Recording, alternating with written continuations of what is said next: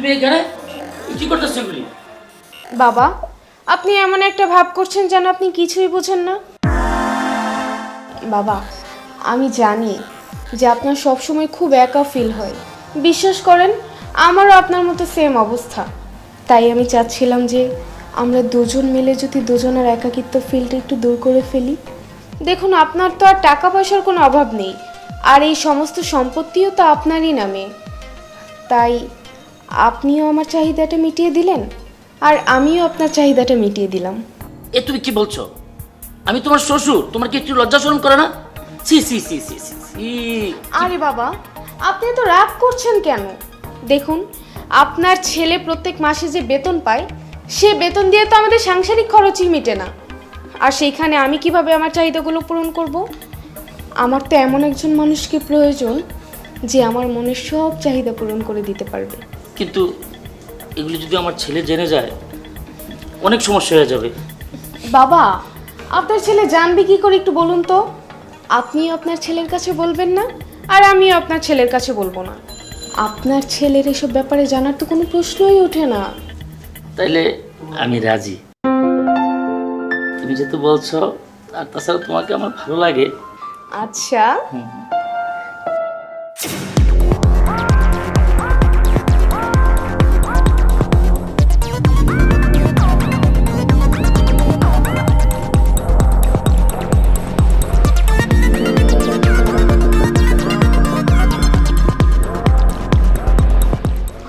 আসো মানে কি করছো তুমি?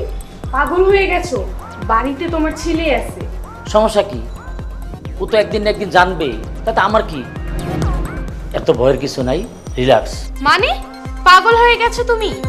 তোমার কি এটা মাথায় আছে যে তুমি আমার শ্বশুর হও, আর তোমার ছেলে যদি একবার দেখে ফেলে কি হবে বুঝতে পারছো? মিনা, আরে কই যাচ্ছি? শোনো, বাবার দিকে খেয়াল রাখো। বাবা, যদি তুমি কিছু লাগে তাহলে বলো। আর শোনো, বাবা যেটা বলে সেটা দিও, ঠিক আছে? সবার মধ্যে দেরি হয়ে গেল। ও, না ঠিক আছে, তুই যা, যাই, তুই যা, তাড়াতাড়ি যা। দেখেছো, এক্ষুনি তো তোমার জন্য ধরা পড়ে যেতাম। আমি বারবার করে বলেছি, এখন যদি তোমার ছেলে একবার দেখে ফেলতো আমাদেরকে। ধরা খাওয়ার কি আছে? যে বাড়ি গাড়ি সম্পত্তি সব আমার নামে। দেখো, ন্যাকামি করার চেষ্টা করবা না। বেশি বাড়াবাড়ি করলে একদম গাড়ি ধাক্কা দিয়ে বাসা থেকে বের করে দেবো।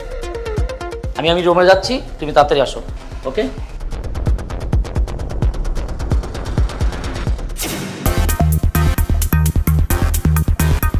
তুমি এতক্ষণে আসছো, আমি কখন থেকে তোমার জন্য অপেক্ষা করতেছি।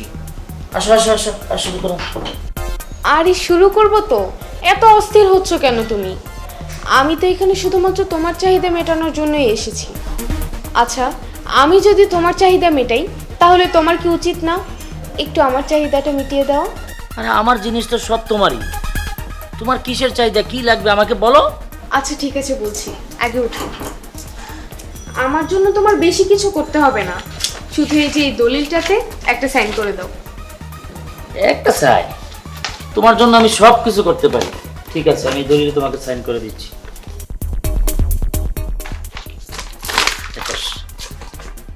তুমি সত্যি সত্যি আমার জন্য এই দলিলে সাইন করে দিলে?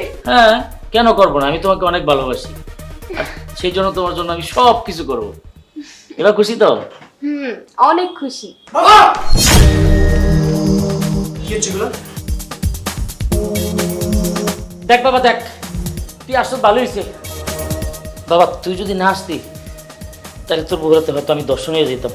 আরে বাবা, আপনি ভয় পাচ্ছেন কেন? আপনি না বললেন যে আপনার ছেলে নাকি একদিন না একদিন এই সম্পর্কের কথা জানবেই? তাহলে এখন ভয় না পেয়ে সবকিছু বলে দেন। হ্যাঁ, আমি তোমাকে কত ভালোবাসি এটা আজকে ওকে বলবো। ছি বাবা, ছি! আমি তোমাকে ভগবানের আসনে রেখেছি, আমি তোমাকে ভগবান মনে করেছি, আর তুমি কিনা তোমার বৌমার সঙ্গে। আর মোনা, তুমি তোমার শ্বশুরের সঙ্গে। ছি ছি! ভাই, ভাবতেও ঘৃণা লাগছে, তুমি তোমার শ্বশুরের সঙ্গে। ছি! চুপ করো তুমি। তোমার মুখ থেকে আমি আর একটা কথাও শুনতে চাই না। তুমি যা বেতন পাও তা তো প্রত্যেক মাসে সংসারের পেছনেই চলে যায়। আজ পর্যন্ত পেরেছো আমার কোনো শখ পূরণ করতে? আমার সমস্ত শখ পূরণ করে দেয় তো আমার শ্বশুর, আর এই জন্যই আমি তোমাকে রেখে ওনাকে ভালোবেসেছি। হ্যাঁ, আমি আমার বৌমার সকল ইচ্ছা পূরণ করেছি। বৌমা যখন যা চাইছে তাই আমি তাকে দিয়েছি। তোমার এই বাসা থাকার দরকার নেই। তোমার যা কিছু আছে তুমি সব কিছু নিয়ে চলে যাও।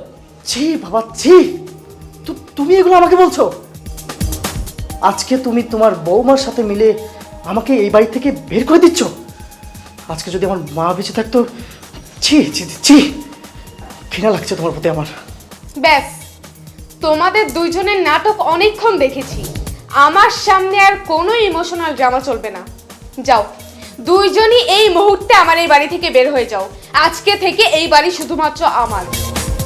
বৌমা, বুঝলাম না তুমি এগুলি কি বলতেছো? আমরা দুজন বিয়ে করব, নতুন করে সংসার করব। হাহ, তোমার মতো একটা বুড়োকে আমি বিয়ে করব? তুমি ভাবলে কি করে এই কথা? এ বাড়ি এখন শুধুমাত্র আমার, আর আমি তোমাকে যা যা বলেছি সমস্ত কথা মিথ্যে। এখন আমি যা বলছি সেটাই সত্য। আজকে থেকে এই বাড়ির মালিক শুধুমাত্র আমি, তাই তোমাদের দুজনের এই বাড়িতে কোনো স্থান নেই। যাও, বের হও বলছি।